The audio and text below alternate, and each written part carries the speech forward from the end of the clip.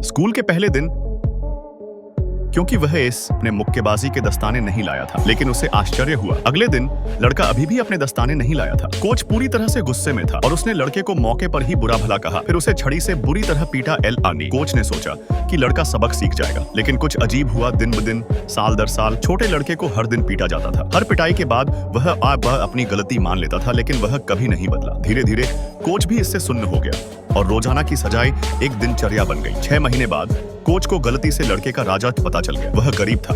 जब वह छोटा था तब उसके माता पिता का देहांत हो गया था और वह कई सालों तक अपने दादा के साथ रहा था। लेकिन अब उसके दादा बूढ़े हो गए थे और परिवार की आय का स्रोत खत्म हो गया था। यह सुनिश्चित करने के लिए कि उसके दादा के पास खाने के लिए पर्याप्त भोजन हो, उसे हर दिन कई अंशकालिक नौकरियां करनी पड़ती थी। सुबह वह मॉल में खिड़कियां साफ करने जाता था, दोपहर में वह सामान ढोने के लिए रसद विभाग जाता था और दोपहर में वह कार धोने के लिए कार धोने जाता था। सप्ताहांत और भी अधिक थका देने वाला था। दिन के दौरान वह सस्ते सामान बेचने के लिए डिपार्टमेंटल स्टोर की ओर दौड़ता था। जब वह व्यस्त नहीं होता था तो फुटपाथ पर बैठकर जूते पॉलिश करता था। हालांकि वह हर दिन अविश्वसनीय रूप से व्यस्त था, लेकिन वास्तव में वह बहुत कम कमाता था। ऐसा नहीं था कि वह बॉक्सिंग ग्लव्स नहीं खरीदना चाहता था, बल्कि वह उन्हें खरीद ही नहीं सकता था। अपने कोच से रोजाना सजा और सहपाठियों के उपहास के बावजूद लड़के ने कभी शिकायत नहीं की। सच्चाई जानकर कोच को गहरा सदमा लगा और उसे गहरा अपराध बोध हुआ। अगले दिन स्कूल में कोच चुपचाप लड़के को देखता रहा, कुछ नहीं बोला। हमेशा की तरह लड़के ने लड़ाई में शामिल होने की पहल की, लेकिन इस बार